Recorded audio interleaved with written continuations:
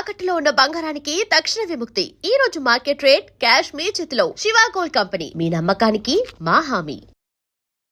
బాలేవారండి. నేను ఇప్పుడే కదా అన్ని విషయాల్లో లాయర్ గారితో మాట్లాడొచ్చాను.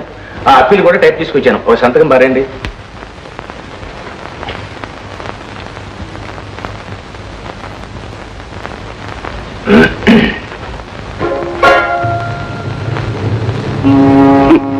చెప్పాను కదయ్యా, అంతా అయిపోయిందని.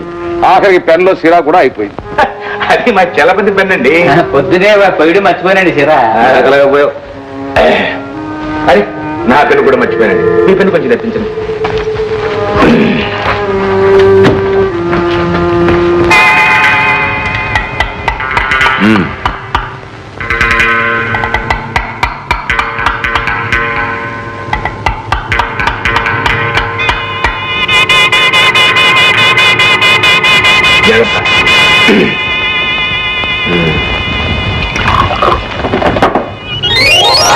ఊరిని అసాధ్యం కాదా?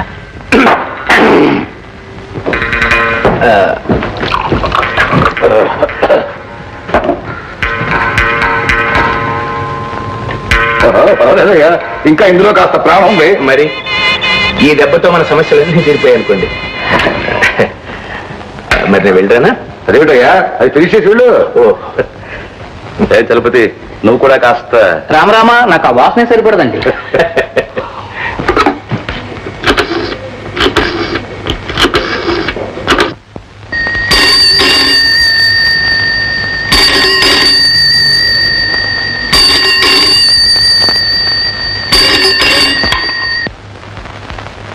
హలో సంధ్య,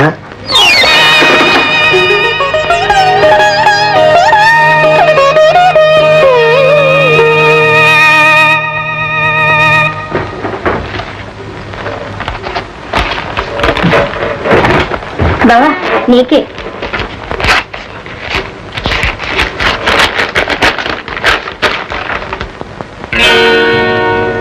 జ్యోతి, మా తాతయ్యకు చాలా సీరియస్ గా ఉందట.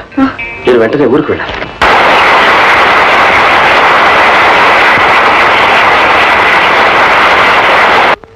తాతయ్య, పాస్పోర్ట్స్ టికెట్స్ అన్ని ఏర్పాటు చేశాను. రేపే ప్రయాణం.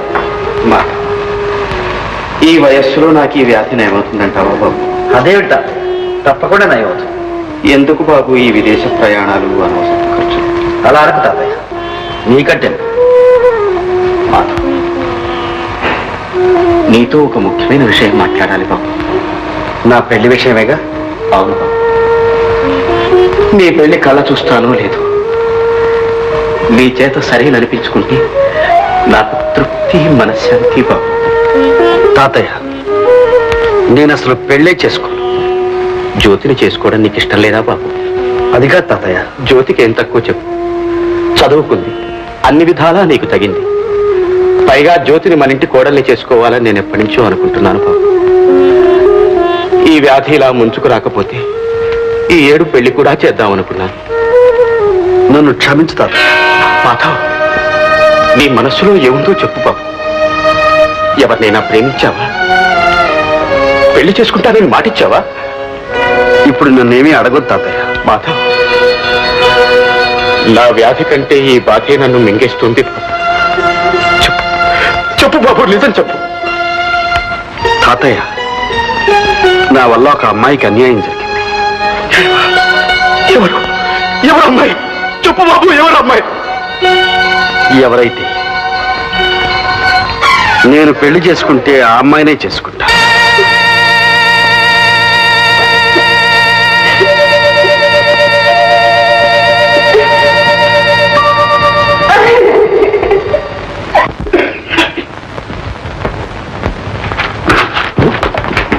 ఏమి నాయనా మళ్ళీ వచ్చావు? నీ పేరు చెప్పుకుని మా అమ్మాయి చదువు టైపు చెట్టెక్కిపోయి ఎందుకు నాయనా మమ్మల్ని ఎలా కామారు జీళ్ళే పట్టుకున్నావు? మేము సజాగా ఉండడం నీకు ఇష్టం లేదా? చచ్చా, అంత మాట అనకండి.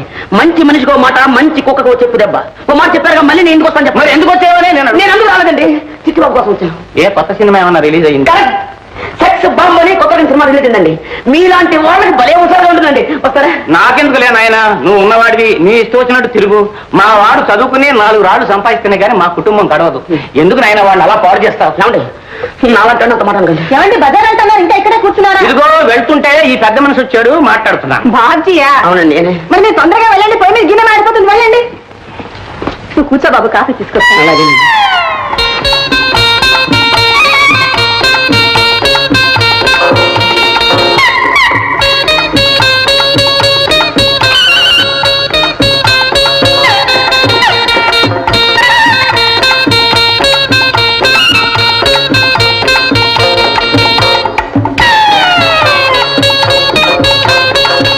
తీసుకో బాబు. అలాగేనండి. ఇదేమిటండి కూరలు తెస్తాను బజార్కి వెళ్ళి ఊరికే తిరిగి వచ్చారేమిటి? నల్లపిల్లి ఎదురైంది, కాసేపు కూర్చుని వెళ్దామని వచ్చాను. ఏమండి ఏమండి నేను చదవలేదండి, తర్వాత మళ్ళీ చూడండి. భాగ్యం భాగ్యం ఏమిటన్నా? ఎంతకాలం నుంచి సాగుతుంది ఈ ఉత్తరాల వ్యవహారం? ఉత్తరం ఎట్టినన్నా? కదడులా పట్టరా కనుకో. ఇలాంటి పిచ్చి వేషాలు ఇస్తే నిన్ను ఎవరు చేసుకుంటారు రేపు పెళ్ళి? రే కనకం, ఎక్కడ నా కళ్ళు తోడు, త్వరగా పట్టరా. ఏమండి కళ్ళతోడు కనిపించట్లేదండి, ఆఫీస్ వదిలి పెట్టారేమో. సరే వెళ్ళరు పట్టుకోవస్తారు. అక్షరం విడమర్చి చదువు, చెప్తాను దీని సంగతి. కుమారి భాగ్యలక్ష్మికి ఆశీర్వాదములు. ఆశీర్వాదములా? ప్రేమలేఖ రాయడం కూడా తెలియదు చావటికి. తర్వాత ఏం చదువు. నేను మన ప్రేమను గురించి తీవ్రంగా ఆలోచించాను, కానీ పెద్దల మనసు నొప్పించి వాళ్లకు కష్టం కలిగించే పని చేయడం వల్ల నష్టమే కానీ లాభం ఉండదు. కనుక మీ తల్లిదండ్రుల ఇష్ట ప్రకారమే నువ్వు యోగ్యుడైన వ్యక్తిని పెళ్లి చేసుకుని సుఖపడాలని మనసారా కోరుతున్నాను. ఇట్లు నీ శ్రేయోభిలాషి బాబ్జీ. నిజంగానే మారిపోయాడు అన్నమాట వీడు. భాగ్యం, ఈ ఉత్తరం పట్టుకో, దానికి పటం కట్టించు, గదిలో పెట్టు, రోజుకు 3 సార్లు చదువుకో.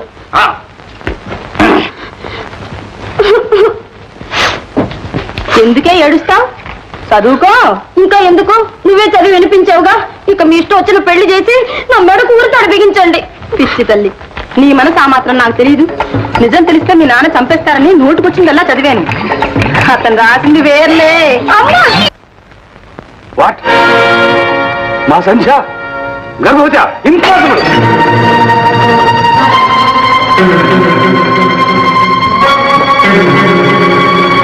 సంధ్య,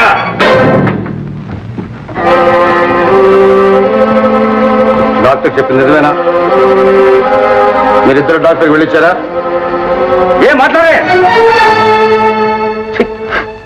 దౌర్భాగ్యం, సిగ్గుమాల పని చేసింది కాక డాక్టర్ కూడా వెళ్ళిచ్చావా? ఏ మొహం పెట్టి వెళ్ళావే? అంతకన్నా ఏ నువ్వు చూసుకోపోయావా?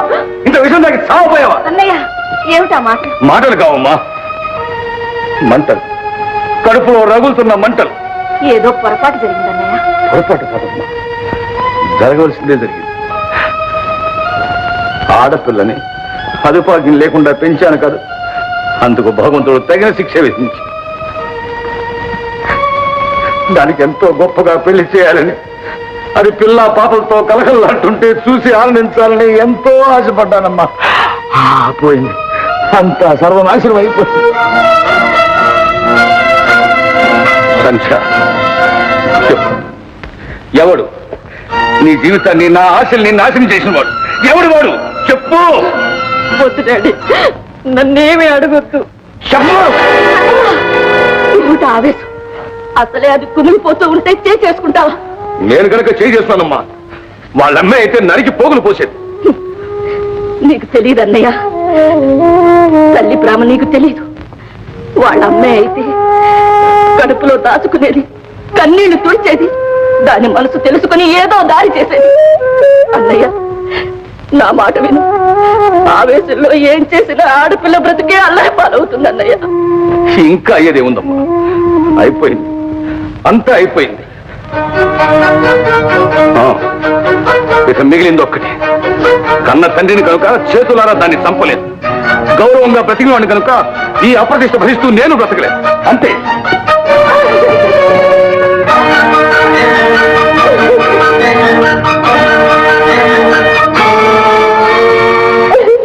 బాధపడుకమ్మా, బాధపడుకో. ఆవేశం తగ్గిన తర్వాత ఆయనే అర్థం చేసుకుంటాడు.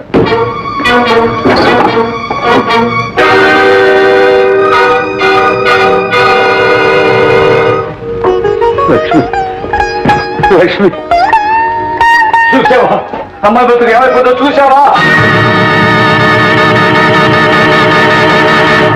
నువ్వు అదృష్టవంతురాలు లక్ష్మి. ఈ ఘోరమంతా చూడకుండా వెళ్ళిపోయావు. ఈ అప్రదిష్ట భరిస్తూ నేను మాత్రం ఎంతకాలం బ్రతకగలను? లక్ష్మి, నేను వచ్చేసాను లక్ష్మి. నేను నీ దగ్గరగా వచ్చేస్తున్నాను లక్ష్మి. వచ్చి ఏమి సాధించాలి? బ్రతికి ఎవరిని ఉద్ధరించాలి?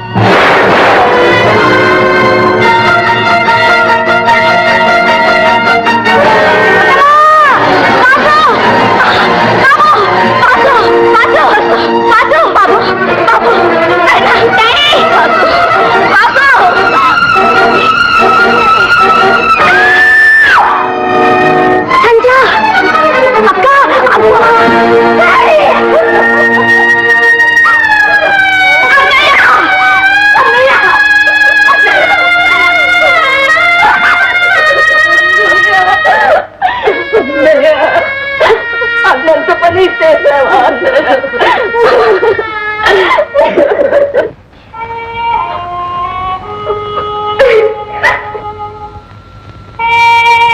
ఇలా జరుగుతుందని నేను కల్లో కూడా అనుకోలేదు.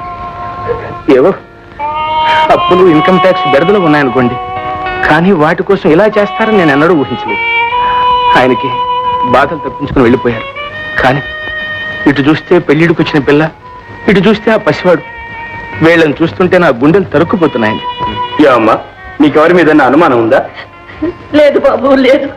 ఆయనకెవరుంటారండి శత్రువులు? జీవితంలో ఒకరికి మంచి చేయడమే తప్ప చెడు చేయడం ఆయనకి చేత కాదు.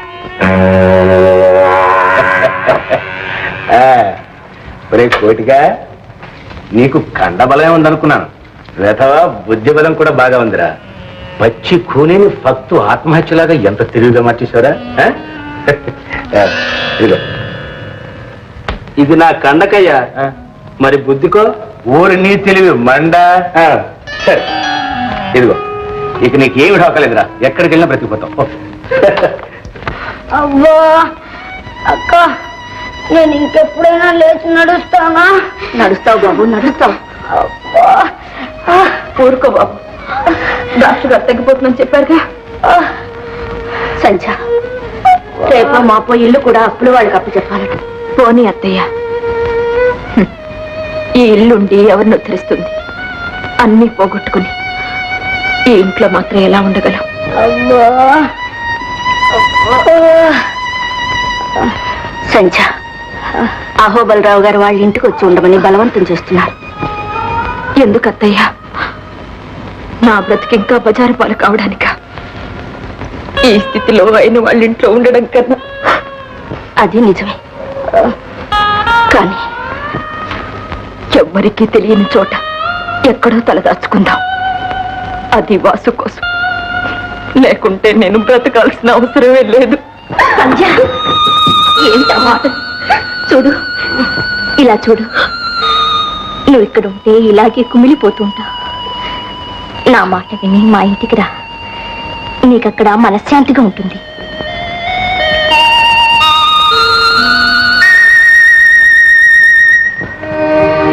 ప్రభు ఆజ్ఞ. తీసుకురామ్మా. సంధ్య, రా.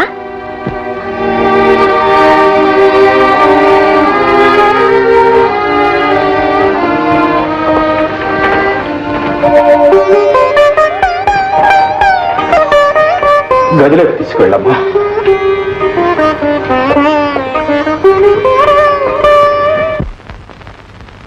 కాంతం, ఏమే కాంతం? ఏమండి వస్తున్నా? ఏమిటా కేకలు? ఇక్కడ పంపించానుగా. అది కాదే, గోపాలరావు గారు చనిపోయారటే పాపం. ఏ గోపాలరావు గారు నాన్న? మన మాధవ్ తాతగారమ్మా. అంటే మన ముట్టుకోక మీరు వెళ్ళి స్నానం చేసినండి. అవసరం లేదు లేదే, 10 రోజులు జరిగిపోయిందట. పేడ వదిలిపోయింది. అబ్బాయి తిరిగి రాగానే మన అమ్మాయి నుంచి పెళ్లి చేస్తే ఆస్తి కూడా మన చేతిలోకి వస్తుంది. అదేనే, ఇప్పుడప్పుడే వచ్చినట్టు లేడు. తనకు మనశ్శాంతి లేదని. ఏమిటండి, ఎక్కడో మొసాడు చచ్చిపోతే మనశ్శాంతి లేదంటే మనశ్శాంతి. ఆ ముసలాడి పేరు గ్రామంలో ఒక హాస్పిటల్ కట్టించమని కూడా రాశాడు. మరి తను ఎప్పుడు వస్తాట? ఇంకొంతకాలం పాటు అమెరికాలోనే ఉండి పై చదువులు చదువుతాడు. ఇదంతా చూస్తుంటే తిరిగి వచ్చేటోడు ఏ తెల్లదర్శాన్ని వెంట పెట్టుకొస్తాడేమో అనిపిస్తోంది. మనకెందుకు వచ్చిన గొడవ కానీ ఇక్కడ ఏదో మంచి సంబంధం చూడండి, మన అమ్మాయికి పెళ్లి చేసేద్దాం. వేరే సంబంధమా? అందుకనే నీకు బుర్ర లేదనేది. ఆ ముసలాడు మాధవికి కనీసం 20 లక్షల ఆస్తి అప్పగించి వెళ్ళాడే. 20 లక్షలే? మరి అమ్మో అమ్మో, అమ్మాయి అమ్మాయి విన్నావుటి, నువ్వు ఎంత అదృష్టవంతురాలి అబ్బా. 20 లక్షల రూపాయలు. ఇదిగో చూడండి, అబ్బాయి వచ్చేదాకా ఆగుదాం. అయినా మన అమ్మాయికి మాత్రం ఏమంత వయసు మించిపోయిందండి. మొన్న దసరాకేగా 13 ఏళ్ళు 14 వచ్చింది. అమ్మా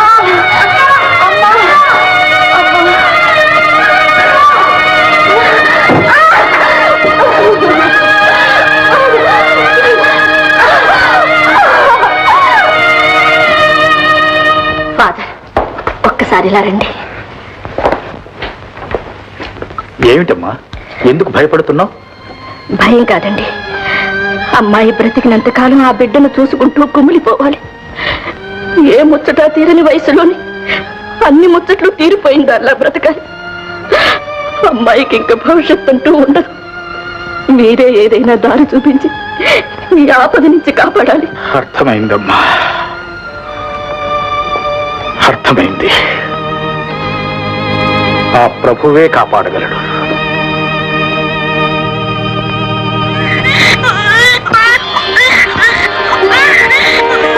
ఫాదర్, మగబిడ్డ. తల్లికి స్పృహ వచ్చిందమ్మా? లేదు, ఇంకాస్త టైం పడుతుంది. శాంతమ్మా, నువ్వు గదిలోకి వెళ్ళమ్మా. అమ్మా సంధ్య, అత్తయ్య మగపిల్లాడా ఆడపిల్ల ఎవరైతే లేమ్మా. అయ్యా, నాకు తెలుసు అత్తయ్య, భగవంతుడు పాపాన్ని బ్రతకనివ్వడు.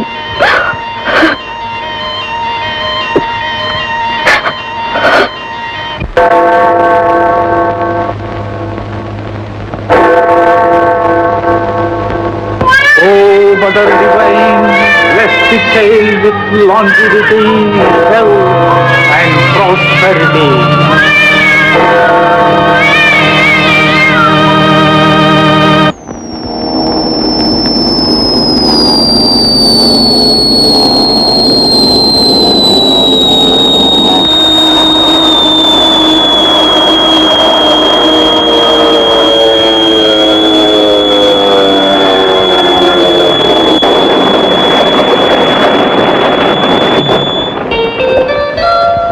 ఏమిటి మాధవ్, సంవత్సరాల తరబడి అక్కడే ఉండిపోయావు? మమ్మల్ని అందరినీ మర్చిపోయావు బావా. ఎన్ని ఉత్తరాలు రాసినా సమాధానం కూడా లేదు. అదేం లేదు, నేను ఒక చోట ఉంటేగా. సరే కూర్చోండి, కూర్చోండి.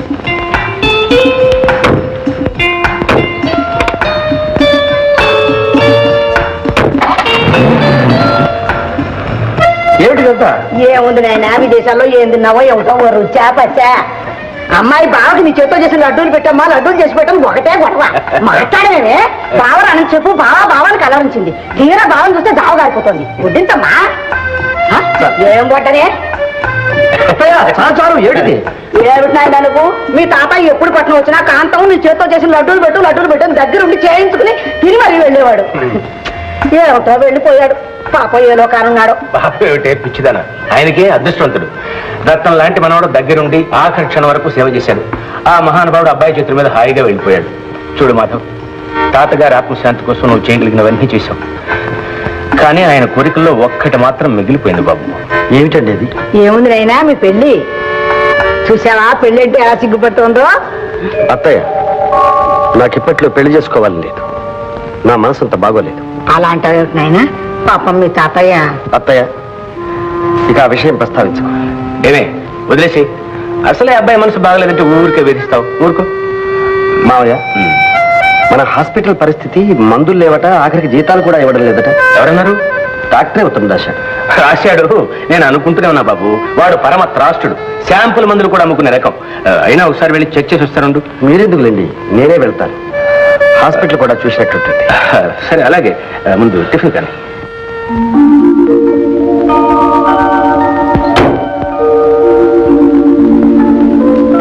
జ్వరం లేదు, మామూలుగా భోజనం చేయొచ్చు.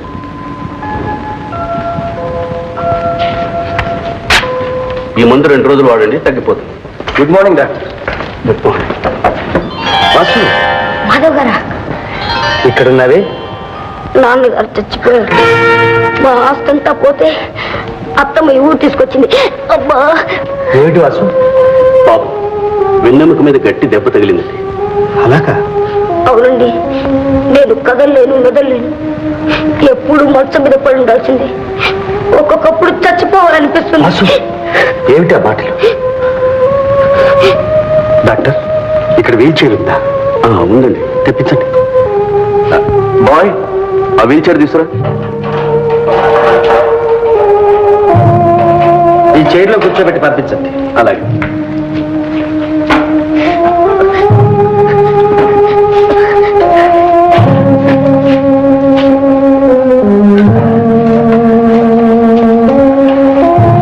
వెళ్ళిరా వాసు.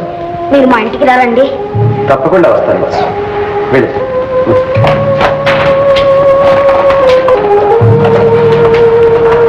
డాక్టర్, ఈ కుర్రాడు మళ్ళా లేచి తిరిగే అవకాశం లేదా? స్పెషలిస్ట్కి చూపించి ఆపరేషన్ చేస్తే బాగు కావచ్చు, కానీ వాళ్ళు చాలా పేదవాళ్ళగా కనిపిస్తున్నారు.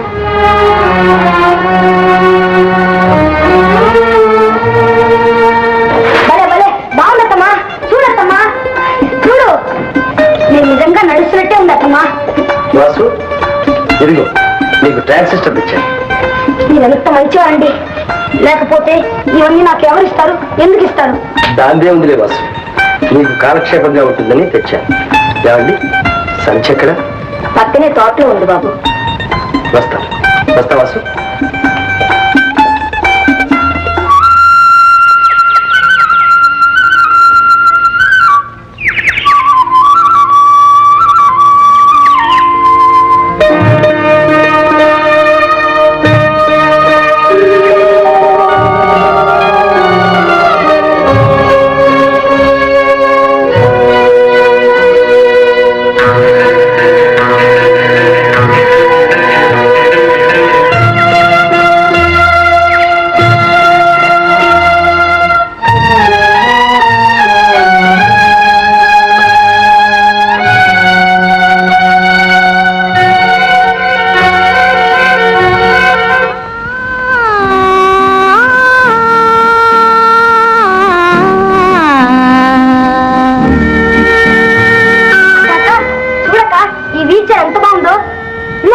సిస్టర్, మంచి పాటలు విని ఎన్ని రోజులైంది.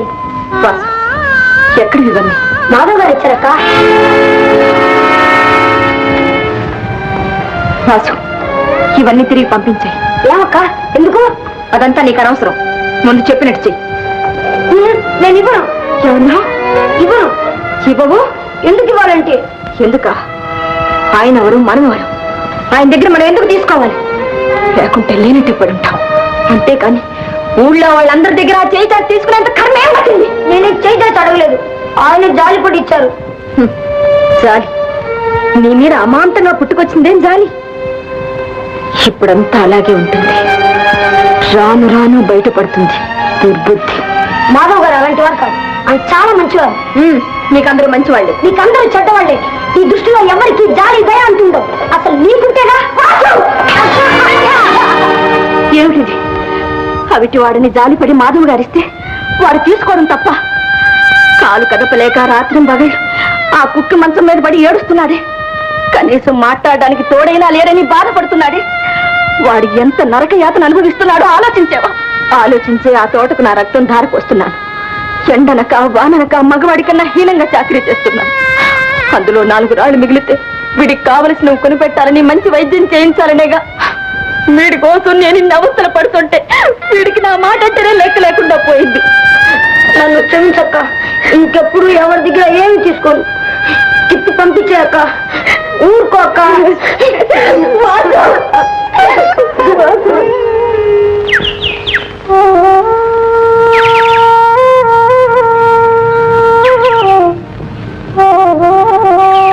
సంధ్య, ఎందుకు వచ్చా? భగవంతుడు ఎంతటి పాపినైనా క్షమిస్తాడంటారు. కానీ నన్ను మాత్రం క్షమించలేదు. జీవితాంతం తీరని శిక్ష విధించాడు. అనుభవిస్తున్నాను. నువ్వు అనుభవిస్తున్నది కంటికి కనపడేది, కానీ నేను అనుభవిస్తున్న శిక్ష బయటకు చెప్పుకునేది కాదు సంధ్య. చెప్పుకోలేక, మనకేమి లేని తప్పుకోలేక 5 ఏళ్లుగా నా అంతరాత్మ నులిమేస్తుంది. అంతరాత్మ ఉండాలిగా. సంధ్య, నాకా అంతరాత్మ లేనిది. పశ్చాత్తాపంతో కుమిలిపోతూ నా పాపానికి పరిహారం చేసుకోవాలని, మన అనుబంధం అపవిత్రం కాకూడదని ఎంత తాపత్రయపడ్డాను, ఎంత బ్రతిమాలాను. నువ్వే సంధ్య, నువ్వే నన్ను శిక్షించాలని నా మీద అకారణమైన అసహ్యంతో నీ జీవితాన్ని ఈ స్థితికి తెచ్చుకున్నావు. ఇప్పుడు బాగు చేయడానికి వచ్చావా? నువ్వు ఆ అవకాశం ఇస్తావా? ఇవ్వను. ఇవ్వడానికి ఇంకేం మిగిలింది? దయచేసి ఇక్కడి నుంచి వెళ్ళు. వెళ్ళిపోతాను, కానీ వాడిపోయిన మొక్కకు పాదు చేసి నీరు పోస్తే మళ్ళీ చిగురుస్తుందనే ఆశతో వచ్చాను. నేను మోడుని. నాకు జీవితంలో ఏ ఆశలు లేవు. నాకు మిగిలిందల్లా నా తమ్ముడు ఒక్కడే. వాడిని కూడా నాకు దూరం చేయడానికి ప్రయత్నించుకో. సంధ్య, నీ మీద నాకెంత అసహ్యం ఉన్నా నా మనసులోనే దాచుకున్నాను. నీ నిజస్వరూపం వాసుకి చెప్పలేదు. నువ్వెంత రాక్షసుడు వాడికి తెలిస్తే వాడి ముందు నువ్వేమవుతావు? వాడి చేత ఛీ అనిపించుకునే పరిస్థితి తెచ్చుకోకు.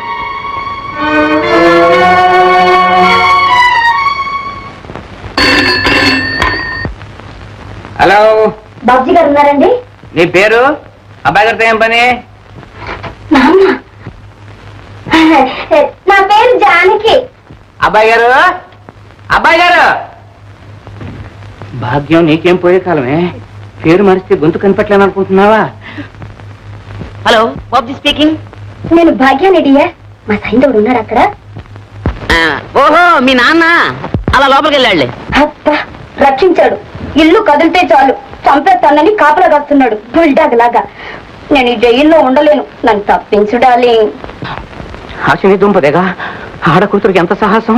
ఎవరయ్యా ఆడకూతురు? ఎవరో అమ్మాయి అబ్బాయి గారికి ఫోన్ చేసిందండి. అబ్బాయి గారికి ఎవరో అమ్మాయి ఫోన్ చేసింది. ఏమిటయ్యా ఈ విధవ మళ్ళీ ఏదైనా ప్రవేశాలు పడ్డా ఏమిటి? హలో, ఏం మాట్లాడం? మా మీద కోపం వచ్చిందా డాలి?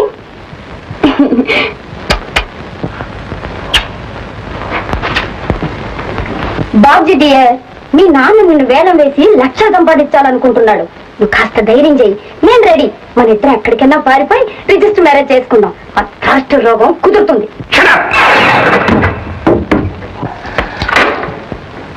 ఏమయ్యా చలపతి, ఈ ఫోన్ చేసింది మీ అమ్మాయి కదా? గొంతు అలాగనే ఉందండి. మరి ఇంకెందుకయ్యా నాటకాలు ఆడతావు? నీ ప్రోత్సాహం లేకుండా మీ అమ్మాయి ఎంత సాహసాన్ని కొనుక్కుంటుందా? మా వాళ్ళకు వెరివాడి చేసి వల్ల వేసుకుని యాస్తంతా కాజేయాలనే ప్లాను. అయ్యా అయ్యా, అన్యాయం మాట అనకండి. మీ అబ్బాయి చేసిన దానికి నన్ను నిందిస్తే లాభం ఏమిటండి? పైగా మా అబ్బాయి చేశాడు అంటున్నావా? సరే, అది తెలుస్తాను. రే బాబ్జీ, బాబ్జీ! ఏమండి, ఏమిటండి అప్పటికప్పుడు? ఊరుకోవే. రేయ్, రేయ్. నువ్వు ఈ చలపతి కూతురుని ప్రేమించావరా? ఇలాంటి విషయాలు మరీ అంత సూటిగా అడిగేస్తే ఎలా చెప్పండి నాన్నగారు? చెప్పరా? నిజం చెప్పు. నిజం చెప్పాలంటే మాత్రం ప్రేమించాననే చెప్పాలి. మరి అయ్యో అయ్యో, నీకు ఇవేం బుద్ధులా? రేయ్, ఆ అమ్మాయిని పెళ్లి చేసుకుంటానని మాట ఇచ్చావా? ప్రేమించిన తర్వాత తప్పుతుందా నాన్నగారు? చేసుకుంటాననే చెప్పాను. మరి అయితే ఇద్దరు కలిసి లేచిపోదామని కూడా ప్లాన్ చేశారా? మీరు ఒప్పుకోకపోతే ఆ పని చేయాలిగా. మరి చిచ్చి, నా కడుపును చెరబుట్టావు కదా. నేను అదే అనుకుంటున్నాను. మంగళవారం కొడతారా? మైనార్టీ తీరిన కొడుకుని నన్ను కొడతారా? కొడతానా? మళ్ళీ అమ్మాయి ఊసెత్తా అంటే నిలువున చీరేస్తాను గాడిద. అయ్యో అయ్యో, ఇది ఎక్కడ గ్రహించారం అండి? నా ఏనో భయానో నచ్చ చెప్పుకోవాలి కానీ పట్టు కొడతారా? కొట్టడం ఇలాంటివన్నీ నరికి పోగులు పెట్టాలి. పోగులు పెడతారు.